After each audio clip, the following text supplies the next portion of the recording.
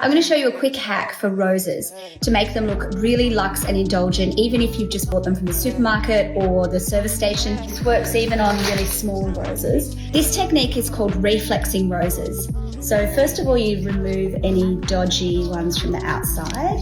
You also want to remove anything that's going to be in water. So the trick with flowers to make them last longer is always get rid of any vegetation that will be in the vase. Basically, you want to go around and gently just push your thumb into the sort of most bulbous part, the petal, and gently pop it back. You have to be quite gentle or it will sort of start to loosen and peel off.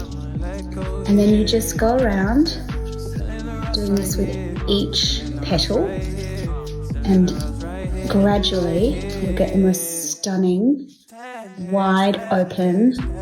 It almost looks like a different flower, and it's really quite beautiful when you do this with lighter coloured roses because you can see all the veins in the petals. A lot of florists do this with their bouquets, and you'll notice that the roses just look so delicious. It is a little time consuming, but it's really worth it. Look at that.